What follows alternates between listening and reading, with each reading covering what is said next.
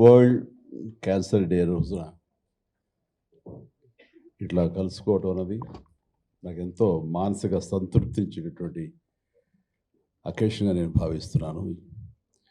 ఈ అకేషన్కి ఎవరైతే ఉన్నారో హీరోస్ అండ్ కాంకరర్స్, హీరోయిన్స్, వారందరికి కూడాను ప్రతి ఒక్కరికి, ప్రతి స్టాఫ్కి, మనిషికి వ్యక్తిగా నా హృదయపూర్వక నమస్కారాలు తెలియజేస్తున్నాను.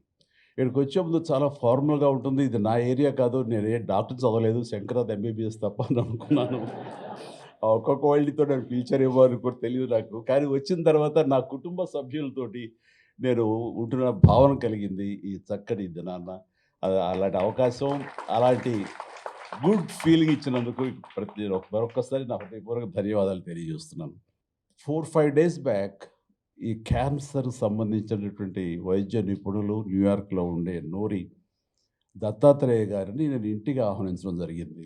వారికి పద్మభూషణ్ అవార్డు భారతదేశం ఇచ్చినటువంటి సందర్భంలో వారిని గౌరవించుకోవాలి. ఆయన చేసినటువంటి కృషి ఈ క్యాన్సర్ సంబంధించి ఇది చాలా గణనీయం అని తెలిసిన తర్వాత వారిని ఇంటికి ఆహ్వానించి వారిని సన్మానించడం, వారిని అభినందించడం చేసిన తర్వాత ఆయనతో కూర్చున్నప్పుడు నాకు అనిపించింది, ఇదివరకు 1-2 సార్లు నేను ఇలాంటి క్యాన్సర్ సంబంధించినటువంటి అవగాహన సదస్సులకి వెళ్ళాను. కానీ ఆయన చెప్తున్నటువంటి ఇన్ఫర్మేషన్ అది తెలుసుకుంటే కనుక ఇదొక ఉద్యమంలాగా నేను మళ్ళీ దీని మీద నన్ను ఫోకస్ పెట్టగలిగితే చాలా బాగుంటుంది అని అనుకున్నాను. కానీ వితిన్ 4-5 డేస్లో క్యాన్సర్ డే వస్తుందని కానీ, కిమ్స్ నుంచి నాకు ఆహ్వానం వస్తుందని కానీ నేను ఊహించేది. వచ్చిన వెంటనే ఇది దైవికం, నేను అనుకున్నటువంటి ఇచ్చ ఏదైతే కనుక నా కోరిక ఉందో అది చాలా బలీయమైంది కాబట్టి వెంటనే నేచర్ నాకు ఈ అవకాశం కల్పించిందని దాన్ని వెంటనే మీరమేషాలు లెక్క పెట్టకూడదు అన్న ఉద్దేశంతో ఖచ్చితంగా ఎస్ అని నేను చెప్పడం జరిగింది. అందుకనే నాకు తెలిసినట్టు భాస్కరరావు గారు కూడా ఫోన్ చేసి ఇలా ఆహ్వానం వచ్చింది రమ్మంటారు. ఏం క్రాస్ చెక్ చేయలే, పిలిచారు వెళ్ళటం అని చెప్పేసి 5 నిమిషాల్లోనే మా ఇంటికి వచ్చి ఉంటే ఒక మధు గారికి ఒక కాఫీ చేసి నేను వస్తున్నాను, మీరు బయలుదేరి వెళ్ళిపోయి అన్ని ఏర్పాట్లు చేసుకోవడం అనడం జరిగింది. ఇది ఒక బాధ్యతగా నేను ఫీల్ అవుతున్నాను. దీని మీద నాకు అవగాహన ఎంతో కొంత ఉన్నది. ఎందుకంటే నాకు మెడికల్గా నాకు ఎంతో మంది ఫ్రెండ్స్ ఉండబట్టి వాళ్ళ నుంచి తెలుసుకున్న విషయాలు ఇదో ఇప్పుడు కూడా ఈరోజు కూడా ఎన్నో విషయాలు నేర్చుకున్నాను, తెలుసుకున్నాను. అండ్ ఈ దిశగా నేను వెళ్తున్నప్పుడు నేను కూడా నాకు ఉన్నటువంటి లైఫ్ స్టైల్లో ఏమో అన్న దృష్టితో ఎప్పుడు కూడా ఉంటాను. నాకు ఫస్ట్ ఆఫ్ ఆల్ ఏదైనా సరే మన బాడీ మనకి తెలియజెప్పుతుంది మనం ఏమిటి, మనం ఎలా ఉన్నాం, మన కండిషన్ ఎలాగ ఉందనేది మన బాడీ ఎప్పటికప్పుడు మనకు తెలియజెప్తుంది. మన బాడీని వినే లెవెల్కి మనం కనుక సెన్సిటైజ్ అయితే, ఆ సున్నితత్వాన్ని మనం అలవరుచుకుంటే చెప్తుంది. నాకు కూడా ఏంటంటే ఈ అవగాహనతోటి చాలామందికి కామన్గా వచ్చే వాటిల్లో ఓరల్ క్యాన్సర్స్ కానివ్వండి, లంగ్ క్యాన్సర్ కానివ్వండి, లేకపోతే మనకి మగవాళ్ళగా అయితే కనుక ప్రోస్టేట్ కానివ్వండి, లేడీస్ అయితే ఇది బ్రెస్ట్ క్యాన్సర్ కానివ్వండి, ఇలాగే సర్విక్స్ కానివ్వండి, ఇలాగే గర్భాశయం క్యాన్సర్ కానివ్వండి, ఇలాంటివి ఎన్నో ఉన్నాయి. ఇవన్నీ బేసిక్గా తెలుసుకోవటానికి, టెస్టులు చేయించుకోవడానికి మన చుట్టూ ఎన్నో ఉన్నాయి. మనకి ఆ అవగాహన ఉండాలి, మనకు ఆ పుష్ ఉండాలి. మనకు రాదులే, మనం చాలా ఆరోగ్యంగా ఉన్నాం అని అనుకోవటానికి లేదు. నేను కూడా నా లైఫ్ స్టైల్ చాలా ఆరోగ్యంగానే ఉంటాను, చాలా హెల్తీ హ్యాబిట్సే ఉంటాయి.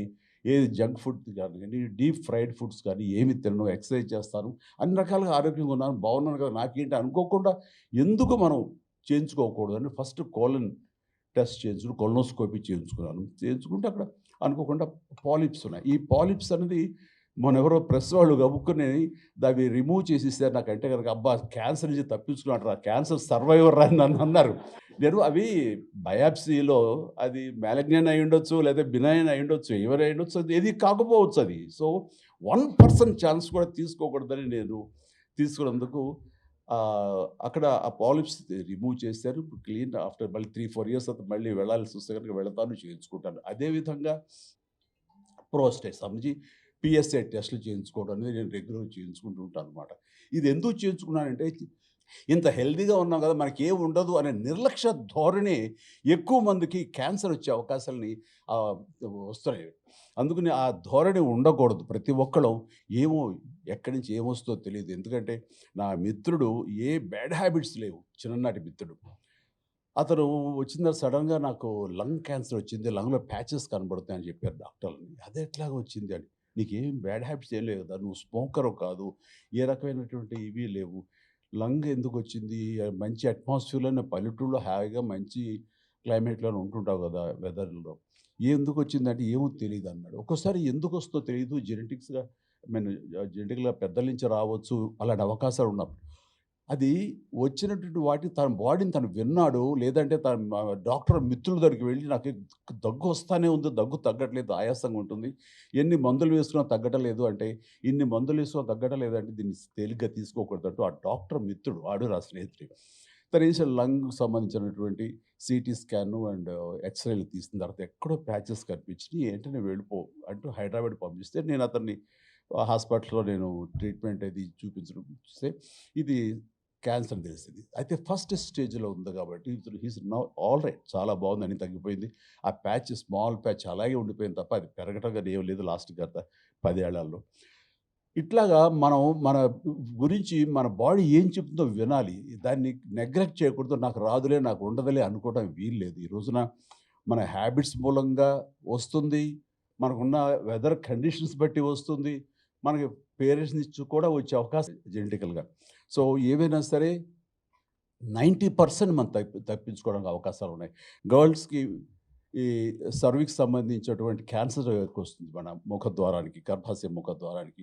అట్లాగే గర్భాశయానికి సంబంధించి కూడా వస్తుంది. సో, 5 ఏళ్ల నుంచి 9, 10 ఏళ్ళు అయితే 14 ఏళ్ల లోపు 9-14 ఏళ్ల లోపు గర్ల్స్‌కి ముఖ్యంగా అందరికీ ఈ వ్యాక్సినేషన్ గనుక మనం ఇవ్వగలిగితే హెచ్‌పివో కదండీ! హెచ్‌పివిఏ. హెచ్‌పివి వ్యాక్సినేషన్ ఇవ్వగలిగితే గనక 100% వాళ్ళకి సర్వైకల్ ఇది క్యాన్సర్ వచ్చే అవకాశమే లేదంటారు.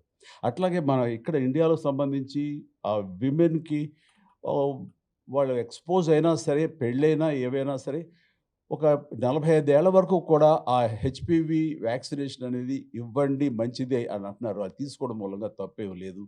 సో, దానికి కావాల్సిన యాంటీబాడీస్ తయారవుతాయని కూడా అంటున్నారు. కాబట్టి నేను సజెస్ట్ చేసేదేంటంటే 9 సంవత్సరాలు, 10 సంవత్సరాల నుంచి 20, 30, 40 సంవత్సరాల వరకు కూడా గర్ల్స్ అనేది ఒక చిన్న వ్యాక్సినేషన్ హెచ్‌పివి అనే వ్యాక్సినేషన్ వేయించుకుంటే వాళ్ళకి ఈ సర్వైకల్ సంబంధించినటువంటివి రాకుండా పోతుంది. అట్లాగే యూట్రస్ సంబంధించి లోపల ఇన్నర్ లైన్ కొంచెం థికెన్ అయితే గనక అది కూడా అల్ట్రాసౌండ్ ద్వారా తెలుస్తుందంటారు. అలాంటి ఫ్రీక్వెంట్‌గా చేయించుకోవడం మూలంగా ఈ గర్భాశయం సంబంధించి కూడా రాదు. అవాయిడ్ చేయొచ్చు అంటున్నారు. అట్లాగా నాకు సంబంధించి మాకు మరొక మిత్రుడికి కూడా ఇట్లాగే ప్యాంక్రియాటిక్ ఇదొచ్చిన తర్వాత మధు గారు ఉండుంటే గనక అతను చాలా ఇదిగా ఉండేదేమో. కొంచెం ఎక్కువ స్టేజ్‌కెళ్ళింది. అతను కొంచెం సఫర్ అవుతున్నాడు అని అనిపిస్తుంది. తీసుకొచ్చి మధు గారికి చూపించాలి మరి అని. ఇట్లాగా ప్రతి దానికి కూడాను మనకి అవాయిడ్ చేసి దాన్ని తప్పించుకునే అవకాశాలుంటాయి. ఎర్లీ డిటెక్షన్ చేస్తుంటే గనక. ప్రోటాన్, ప్రోటాన్ కూడా వచ్చిందండి థెరపీ చెన్నైలో ఉంది. నాకు తెలుసు ఆయన రాకేష్ గారని. ఆయన చీఫ్ డాక్టర్ అక్కడ. సో, మన చుట్టూ ఎలాంటి స్టేజ్‌లో ఉన్నా సరే తగ్గించడానికి అవకాశాలున్నాయి. బట్ ఆ ఛాన్స్ కూడా తీసుకోకుండా ప్రతి ఒక్కళ్ళు వాళ్ళ లైఫ్ స్టైల్‌లో వాళ్ళు ఎలాంటివైతే మనకి ఓరల్ క్యాన్సర్‌కి కారణమైనటువంటి ధూమపానం గానివ్వండి, లేకపోతే ఈ ఆహ్, తంబాకు ఇలాంటివి చేయడం ఇవన్నీ కూడా చేతిలో మనకు తెచ్చుకున్నట్టు అవుతుంది. సో, దీన్ని దూరంగా చేసుకోవడం మూలంగా ఇంతవరకు అలవాటు ఉన్నవాళ్ళు ఇక మీద తెచ్చుకోకుండా మానేయగలిగితే అంతకు మించినటువంటి ఇంకోటి ఏం లేదు. ఎందుకంటే ఒక వ్యక్తి ఒక ఫ్యామిలీలో ఇలాంటి బారిన పడితే అతను వాళ్ళ ఫ్యామిలీకి దూరం అయితే ఆ ఫ్యామిలీ నష్టపోతుంది. అది నీ ఒక్కడితోనే పోదు. నీ ఫ్యామిలీలో ఎంతమంది ఉంటారో అంతమంది కూడాను ఆ బాధకు గురి అవుతారు. అలాంటి అవకాశాలు రాకూడదు. ఇది నీకొక్కడితో గురించే కాదు. సో, నీకది సుఖాన్ని ఇచ్చిందని నువ్వు అనుకుంటావు. కానీ అది తెలియకుండా నిన్ను నరక కూపంలోకి నెడుతుంది. నీ కుటుంబాన్ని మొత్తాన్ని కూడా నాశనం చేసే అవకాశం ఉంటుంది. కాబట్టి ప్రతి ఒక్కళ్ళు జాగ్రత్తతోటి గుర్తెరిగి అలాంటి బ్యాడ్ హ్యాబిట్స్‌కి వాళ్ళు లోను కాకుండా ఉండగలిగితే అది నిజంగా కుటుంబాన్ని మీరు బాగు చేసినోళ్ళు అవుతారు. ఇప్పుడు సెన్సస్ ప్రకారం ఇండియాలో దాదాపుగా ప్రతి సంవత్సరం కొత్త కేసులు 14,00,000 మంది ఈ బారిన పడుతున్నారన్నది తెలిస్తే నాకు చాలా షాకింగ్‌గా అనిపించింది. అంటే ఆ లెక్కన చూసుకుంటే ప్రతి ఆహ్, రోజు 4,000 మంది, ప్రతి గంట 170 మంది, అలాగే ప్రతి నిమిషం ముగ్గురికి ఈ క్యాన్సర్ బారిన పడుతున్నారంటే గనక ఎంత ప్రమాదకరంగా ఉందంటే 2040 వచ్చేసరికి దాదాపు 20 లక్షల మంది క్యాన్సర్ బారిన పడతారు. ఇదన్నీ అవాయిడ్ చేయాలంటే అది ఎక్కడో లేదు. ఎలాగైతే మనం పోలియో అనేది ఎలాగా ఒక దీక్షలాగా, ఒక కంకణలాగా మనం దాన్ని అవాయిడ్ చేయగలిగామో, పూర్వకాలం అయితే గనక మశూచి అనేది ఎలాగ అవాయిడ్ చేయగలిగామో, ఈ క్యాన్సర్‌ని కూడా దాదాపుగా మనం దూరం చేసుకునే అవకాశాలు మనకు ఉన్నాయి. దానికోసం ప్రతి ఒక్కళ్ళు కంకణబద్ధులై ఇది రాకుండా చేసుకోవడానికి మీ చేతుల్లో ఉంది. మీ బాడీని మీరు వినండి. కాబట్టి మా బాడీ చెప్పిన దాని ప్రకారం వెళ్ళండి. అవకాశం ఉన్నవాళ్ళు ఎర్లీగా దీనికి కావాల్సిన టెస్టులు చేయించుకోండి. అది పిఎస్ఏ కానివ్వండి, అల్ట్రాసౌండ్ ద్వారా కానివ్వండి, లంగ్స్ సంబంధించి కానివ్వండి. ఇట్లా ఎన్నో ఉన్నాయి అవకాశాలు. అవన్నీ మీరు అబండెంట్‌గా అన్ని చోట ఇన్ఫర్మేషన్ ఉంది. ఆ రకంగా మీరు తెలుసుకొని, దాన్ని ఆచరించి, దీన్ని అవాయిడ్ చేయగలిగితే అది మీరే కాదు, మీ కుటుంబం అందరిని కూడా హ్యాపీగా ఉంచిన వాళ్ళవుతారు. సో, నాకున్న ఈ కొద్ది అవగాహనతోటి మీతోటి మాట్లాడగలిగాను. కానీ దీని మూలంగా మన వాళ్ళు ఏదైనా సరే ఫ్యూచర్‌లో క్యాంపెయిన్ చేయగలుగుతాము. మీరు మాకు దోహదపడండి. ఇది ఎక్కువ మంది రీచ్ అవ్వడం కోసం అవకాశం ఉంటే గనక మోర్ సైంటిఫిక్‌గా, మోర్ ప్రిసైజ్డ్‌గా, కన్‌స్ట్రక్టివ్‌గా నా నుంచి కొన్ని షార్ట్ ఫిల్మ్స్ ఎళితే గనక ఎంతో కొంత ఉపయోగపడుతుంది. దాని ద్వారా నేను కూడా ఈ సొసైటీకి ఎంతో కొంత హెల్ప్ చేసేవాడిని అవుతాను.